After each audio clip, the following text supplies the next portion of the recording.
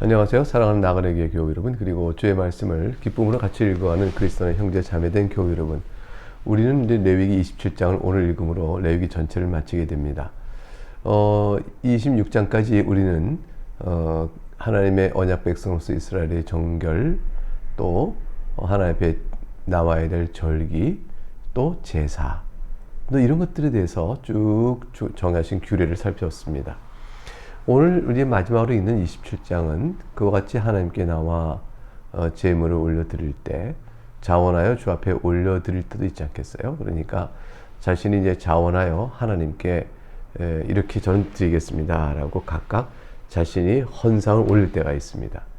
그 각각 자신이 소원하여 하나님께 올린 그 헌상과 관련하여 어떻게 그 헌상을 이렇게 값을 드리고 또 중도의 마음이 바뀌어 그것을 다시 물으고자 할 때는 또 어떻게 하면 되는 것인지 이 등등에 관한 내용을 일종의 부록과 같이 더해 주셨다 할 수 있습니다.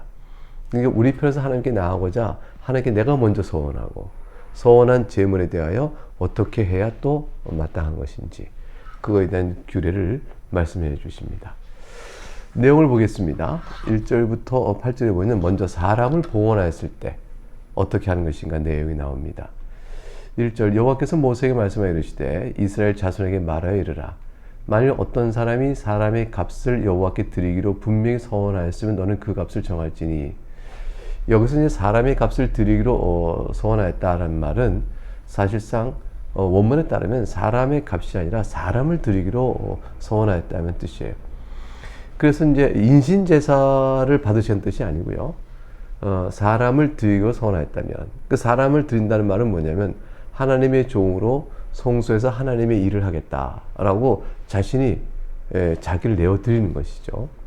그렇게 될 경우는 그렇게 하면 되는 것인데 값을 정할지니라는 것은 그 사람이 그 성소에서 일을 하기로 자신을 전적으로 하나님께 내어드렸다가 생각이 바뀌거나 상황이 바뀌어서 그렇게 하지 못할 상황이 생길 때 서원한 바를 지켜야 되기 때문에 그 서원한 사람에 대한 값을 정하여 도중에 물을 때 그걸 취소하거나 또 회복할 때 그 값을 드림으로 자신이 취소할 수 있도록 하신 것입니다. 그래서 그러기 위해서 너는 그 값을 정할지니 라고 말씀을 드리는 것이죠.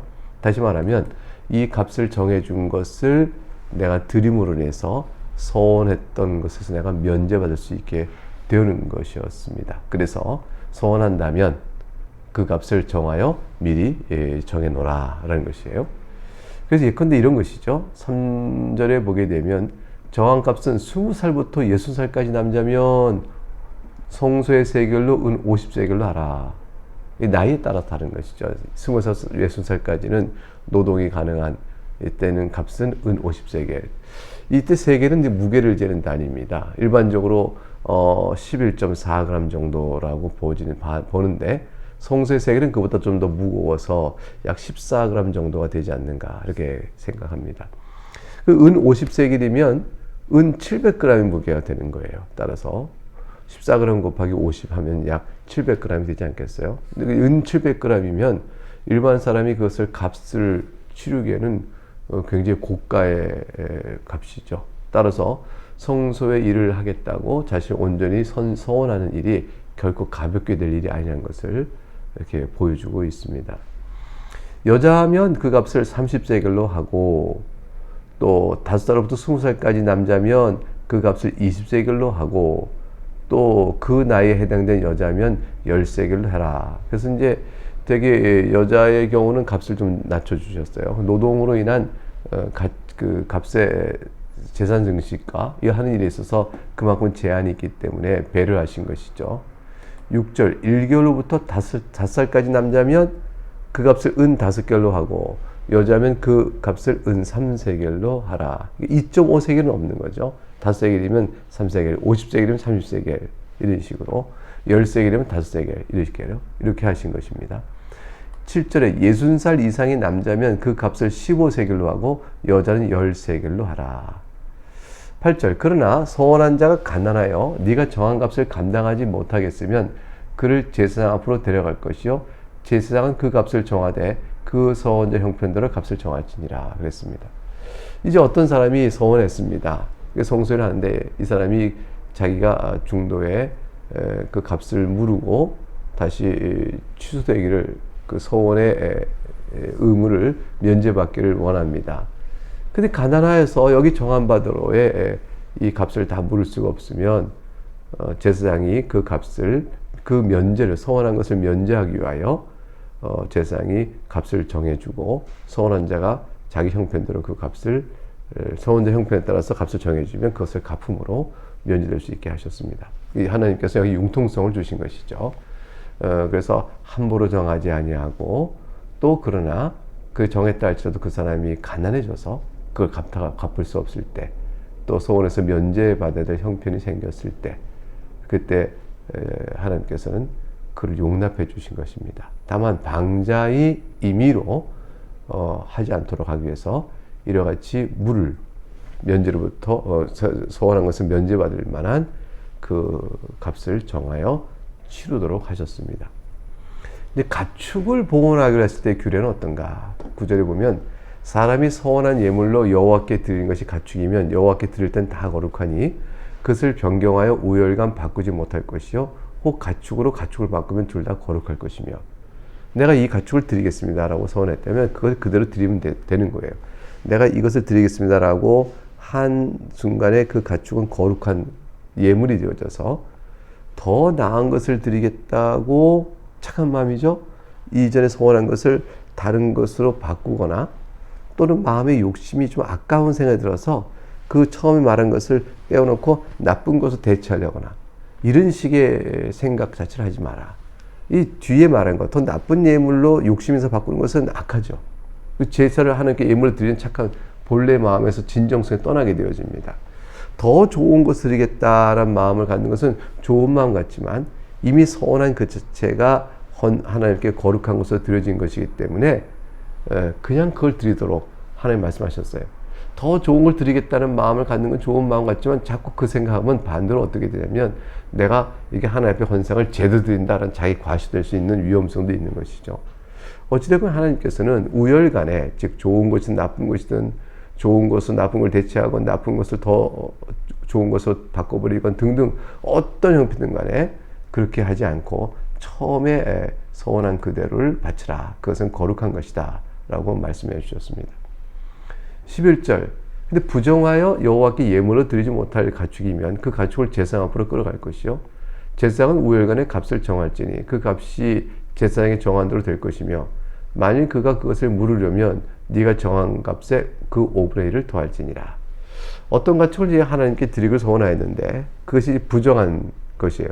다시 말하면 그 서원한 것이 이제 눈이 멀거나 상하거나 다리가 절거나 또 염증이 있거나 또 괴혈병이 있거나 등등 우리가 앞에서 레위기 읽다가 부정한 것의 동물들에 대한 예를 쭉 들었는데 그런 것에 속한 것이었다면 그 가축은 하나님께서 제사장으로 하여금 값을 정하여 놓도록 하였습니다.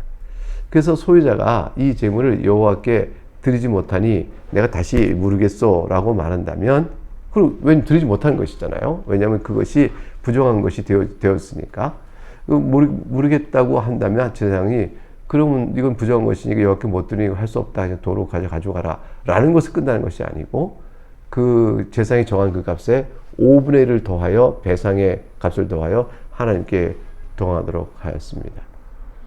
그러니까 하나님께 드려야 될 소원의 제물을 임의로 하는 것이 아니고 또 한 다음에 이것이 드릴 만한 것이 없어 흠이 있으니 내가 모르겠어 라는 것은 한편으로 인간의 마음 속에 또다시 작용할 수 있는 악한 마음을 배제시키는 것이죠. 아, 흠이 생겼다. 잘 됐다. 이건 내가 하나님께 안 드리고 도로 내가 차지하면 되겠다. 이런 생각을 갖지 못하도록 하신 것이죠. 어쨌건 하나님께 드려진 것은 거룩한 것이요. 그것을 내가 다시 물은다.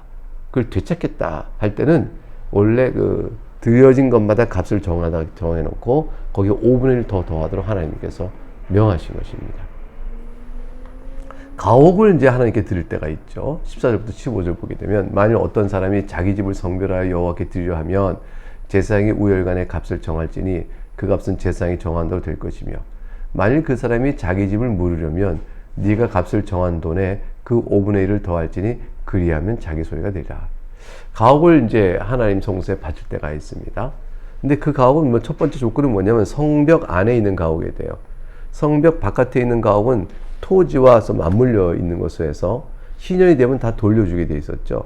근데 성벽 안에 있는 가옥은 상업적인 거래를 통해서 자유롭게 사고 팔 수 있었으며 그걸 산 사람은 되돌려주지 않아도 됐습니다. 1년 안에만 그 사람이 판 사람이 다시 사야겠어 라고 하지 않으면 그건 희년이 돼 돌려주지 않고 자기 것이 영구히 될 수 있었어요. 바로 이제 성벽 안에 있는 이 가옥을 하나님께 성별에 드리려면 그러면 제사장이 이제 값을 정합니다. 그리고 값이 정한 대로 되는데 그렇게 놓은 다음에 이 사람이 드렸다 생각이 바뀌었어요. 다시 찾아와야겠다. 이제 그렇게 생각이 되면 그러면 그 값을 정한 것에 5분의 1 더하여 드리도록 하게 되면 하나님께 드렸던 일이 드려야 되는 그 의무에서 면제가 됩니다. 소원로부터 면제가 되는 것이죠. 그렇게 해서 가옥의 성별에 관한 가옥의 그 봉헌에 관한 규례를 정해 놓으셨습니다. 어떤 사람이 이제 토지를 하나님께 드려야겠다 이렇게 생각하는 사람이 있을 수 있어요. 16절부터 보게 되면 만약 어떤 사람이 자기 기업된 밭 얼마를 성별하여 여호와께 드리려 하면 마지기 수대로 네가 값을 정하되 보리 한 호멜지기에는 은 50세겔로 계산할지며 이 마지기 수대라는 것은 이제 땅 넓이를 생각한 거죠. 원어에는 밭에 뿌린 씨의 양대로라는 것이에요. 그래서 이제 한 호멜지기란 말이 뭐냐면 나귀 한 마리가 지고 짊어질 만한 그런 말린 씨들의 무게예요. 그러니까 나귀 한 마리에게 올릴 만한 그 부대에 담는 말린 씨들을 담으면 어떤 일정 무게 있잖아요. 이 정도 무게는 나귀 한 마리 달 수 있다. 그게 이제 부피로는 약 220리터 정도 된다고 합니다. 은 50세겔이면 약 700g의 값이죠. 은 700g. 따라서 땅의 크기가 한 호멜지에 은 50세겔로 계산할지며 라고 했어요. 그러면 이제 나귀가 얼만큼 맬 수 있느냐 라는 것에 따라서 값을 정하되 그가 땅 그 두 호멜지기 정도를 맬 수 있다. 이렇게 되어지면 은 50세겔 2배 값이죠. 그래서 1.4kg의 값을 치르도록 되어진 겁니다. 그래서 은 50세겔의 값으로 계산하라 이렇게 되어졌는데 이것은 최대치 값이에요. 그러니까 아까 이제 제가 땅이 크기가 두 호멜지기면 1.4kg 값이라는 말은 사실은 실현성이 없죠. 왜냐하면 땅을 이렇게 드릴 때에 마지기수로 값을 정하되 한 호멜지기에는 은 50세겔이다. 그러니까 한 호멜지기당 희년까지 값이 50년. 그 50년이 다 찼다 했을 때 값이 그런 것이죠. 그러니까 사실은 이제 하나님께 드릴 때 50년이 남은 희년 되면 이제 땅을 돌려받으니까 그러니까 그 50년 남은 세월에 처음부터 드리는 것이 한 호멜지기면 최대치 값이 이제 은 50세겔이 되고 이제 그 땅이 더 넓어서 두 호멜지기면 그 최대치 값이 그 은 100세겔이 되어질 것입니다. 예, 그렇게 해서 이제 값을 정하 주셨어요. 그래서 이제 17절 보니까 만일 그가 그 밭을 희년부터 성별에 드렸으면 그 값을 네가 정하도록 할 것이요. 아까 최대치 값이 나왔죠. 50세겔 값이 나왔습니다. 근데 18절 만일 그 밭을 희년 후에 성별하여 드렸으면 제사장이 다음 희년까지 남은 연수를 따라 그 값을 계산하고 정한 값에서 그 값을 상당하게 감할 것이며 그랬습니다. 그러니까 하나님께 드린 토지는 희년이 되었을 때 그 토지가 하나님께 드려진 것이므로 그리고 이제 그 값을 자신의 소유로 돌려드릴 때 희년까지 남은 연수가 있잖아요. 그러니까 내가 이제 한 20년 남았어요. 희년 선포가. 그러면 그걸 드렸을 때 희년까지 남은 연수를 따라서 해당하는 값을 드려서 이렇게 다시 자기 것으로 다시 돌려받을 수가 있었습니다. 그러니까 이제 희년 후에 성별에 드렸으면 성별했을 때 그 땅에 대한 정한 값을 정할 때 값을 정해놓을 때 남은 다음번 희년까지 얼마 많은 기간이 남았냐에 따라서 땅에 대한 값을 제사장이 정하는 것이죠. 그래서 그것으로 인해서 하나님께 드리고 또 다시 물으고자 했을 때는 또 물을 수가 있고 그랬습니다. 19절 만일 밭을 성별에 드린 자가 그것을 물으려면 네가 값을 정한 돈에 그 5분의 1을 더할지니 그리하면 그것이 자기 소유가 될 것이요 그랬습니다. 그러니까 이제 땅은 하나님께 바쳐도 신년이 되면 다시 돌려받았어요. 그러니까 사람 생각에 땅을 하나님께 바치고 신년 되면 어차피 내 거니까 바친다고 하자. 그리고 이제 많은 것이 아니에요. 왜냐하면 신년 때 다시 돌려받기 때문에 사실상은 하나님께 바친 게 아무것도 없게 되죠. 그러니까 뭐가 되냐면 그 땅의 신년까지의 남은 기간만큼을 계산하여 값을 정하면 그 정한 값을 드리는 것으로 해서 그 땅을 내가 하나님께 드린 것이 됩니다. 이 신년 때 돌려받는 거죠. 왜냐하면 그 값을 드렸으니까. 그런데 20절 보게 되면 만일 그가 그 밭을 무르지 아니할거니와 하나님께 드려야 될 신년이 올 때까지 정한 값을 하나님께 드리지 아니하였거나 도리어 타인에게 팔아버렸으면 그 과정 중에 팔았으면 다시 무르지 못한다. 21절 신년이 되어서 그 밭이 돌아오게 될 때에는 여호와께 바친 성물이 되어 영령이 드린 땅과 같이 제사장 기업이 될 것이며 이랬습니다. 그러니까 신년이 되었어요. 그럼 그때까지 이 땅을 내가 이제 신년 되기 30년 전에 이 땅을 하나님께 드렸어요. 그럼 값이 정해진 대로 신년이 돌아오기 전에 그 땅의 값을 드림으로 인해서 그 땅을 하나님께 드린 게 되는 것이거든요. 근데 신년이 될 때까지 그 값을 드리지 않았어요. 그 도리어 그 땅을 신년이 오게 되는 동안 계속 경작은 이제 그 사람이 계속 하는 것이니까요. 그 경작하여 얻은 소득으로 이제 하나님께 드리면 되는 것인데 경작하다가 이 사람이 하나님께 드린 땅에도 불구하고 다른 사람한테 팔아버립니다. 이렇게 버리게 될 경우 이 사람이 신년이 되었을 때 과연 그 사람이 땅을 도로 찾을 수 있을까? 안 됩니다. 자, 왜냐하면 신년이 될 때까지 자기 땅의 값을 정한 대로 하나님께 드리지 않았기 때문에 신년이 되어도 그 땅을 못 찾고요. 중간에 딴 사람에게 팔아버렸으면 그 땅은 찾아올 수가 없습니다. 그건 제사장 바로 찾아오고 제사장에게 들어갑니다. 성소에 바쳐진 것이 되어져요. 그러면 땅을 다른 사람한테 팔았는데 그 땅이 이제 성소에 들어가 버리면 땅을 산 사람은 땅도 없이 땅을 사느라고 낸 돈은 원래 판 사람에게 주었고 그럼 어떻게 될까요? 이 판 사람은 잘못된 사람이죠. 그래서 그 판 사람은 성경에 지금 요 말씀은 없지만 땅을 자신에게 산 사람에게 땅값 더하기 5분의 1을 배상하여 돌려줘야 했을 것입니다. 어찌됐건 중요한 것은 땅을 하나님께 바치겠을 때 바치기로 한 그 땅의 값을 드리는 것이고 그것을 드리지 못한 채 희년을 맞이하면 그 땅을 돌려받지 못한다. 그 말씀이 이제 이 뜻이겠습니다. 또 이제 그 땅을 중간에 팔게 되면 그것은 영영이 다시 그 사람이 그 돈을 다시 드린다 할지라도 하나님께서 드려진 소원의 이 땅을 되찾을 수가 없다 말씀이죠. 22절 만일 사람에게 샀고 자기 기업이 아닌 밭을 여호와께 성배를 드렸으면 이건 반대 경우예요. 내가 다른 사람의 밭을 샀어요. 그걸 하나님께 드렸습니다.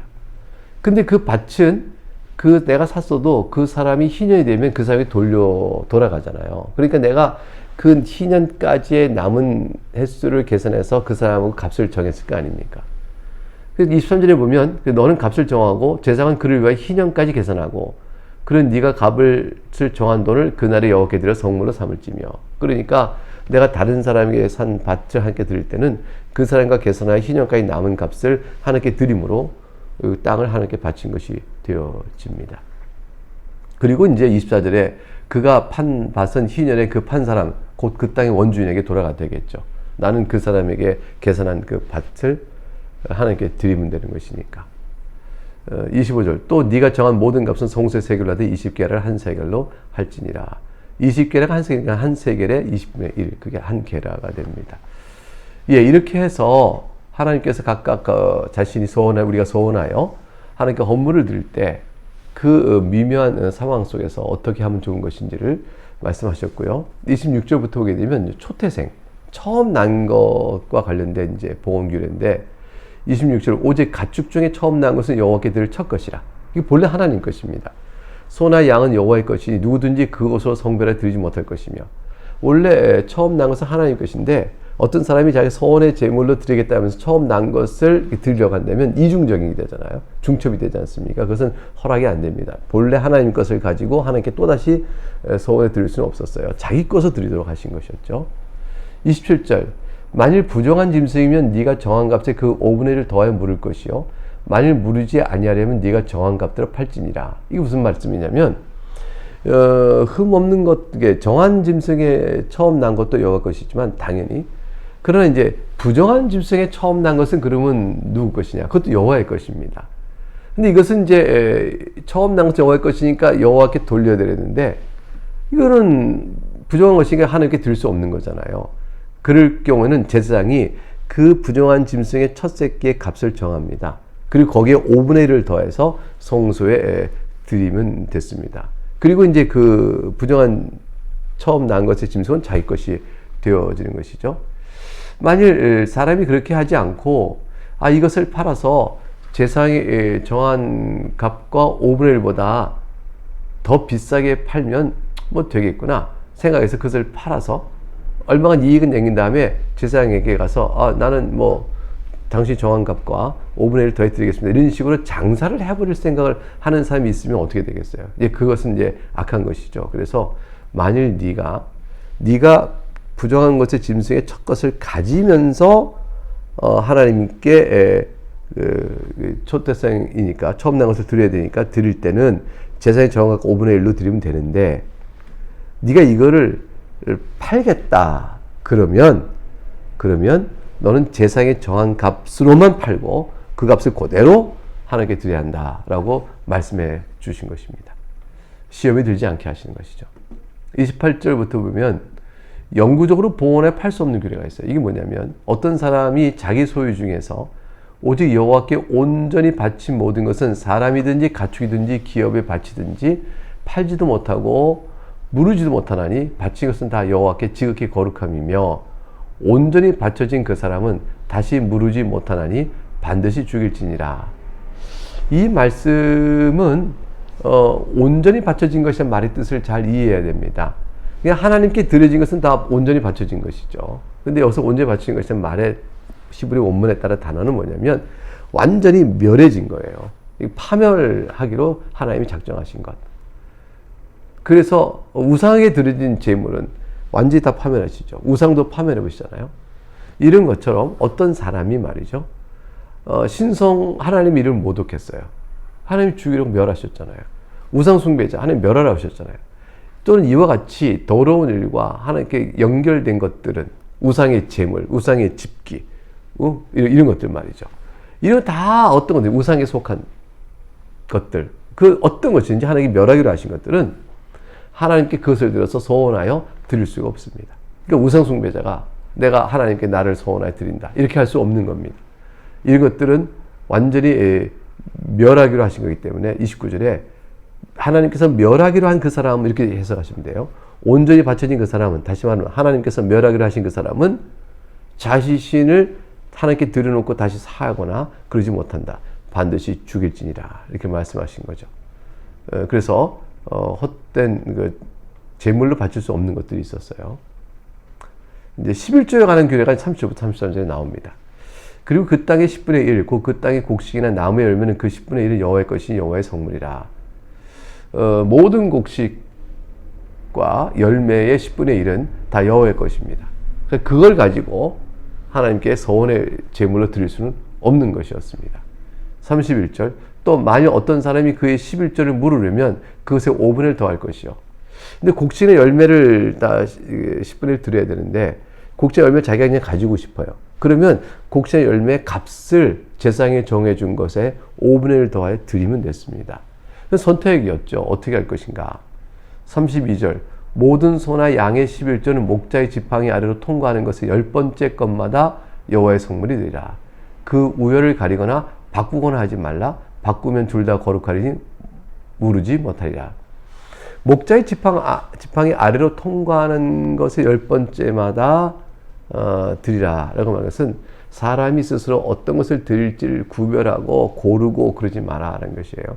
그래서 소나 양의 11조는 목자의 지팡이 들어가서 너 이렇게 드릴 수 있었습니다. 사람이 이제 고르다 보면 마음에 아깝고 요걸 드릴까 이게 계산이 들어가는 마음속에 복잡한 마음이 들잖아요. 그런 것들을 하나님께서 그 다 배제시키고 순전한 마음을 드릴 수 있도록 하기 위하여 배려하신 말씀이라고 볼 수 있습니다. 만일 이제 그 우열을 가리거나 바꾸거나 하려면 원래 드리고자 했던 거나 대체된 것 둘 다 거룩한 것이 되어져요. 원래 드려야 했던 것도 거룩한 것이요. 이거 바꾸려고 했던 것도 또한 하나님께 드리기로 바꾸려 했던 게 이것도 거룩한 거예요. 그럼 둘 다 거룩한 것이니 하나님께 둘 다 드려야 되었습니다. 그래서 경제에 오히려 손해가 있게 되는 것이죠. 그러므로 하나님께 경계하신 거예요. 너희는 처음에 서원한 것대로 드려라. 또는 목자 지팡이 아래 들어 내가 정해준 바대로 그걸 드려라. 라고 말씀하신 것이죠. 이렇게 해서 절기나 또 하나님 앞에 제사를 절기했다 또 제사를 드릴 때 또 정결의 예식 등등 모든 걸 통해서 오직 하나님께 헌신된 마음으로 정직한 마음으로 하나님께 나오도록 하나님께서 이렇게 정해 주셨습니다. 하나님 언약 백성의 특징은 뭔가? 두 마음이 아니라 오직 한 마음으로 하나님께 나가는 것이라 이렇게 볼 것입니다. 그래서 34절에 이것은 여호와께서 시내산에서 이스라엘 자손을 위하여 모세에게 명령하신 계명이니라. 그러므로 이 말씀에 순종하라가 이제 주어진 레위기 마지막에 결론이 되겠습니다. 이렇게 해서 우리는 레위기를 다 읽었습니다. 예, 여러분 그 말씀을 통해서 많은 은혜가 있으시길 바라겠습니다. 감사합니다.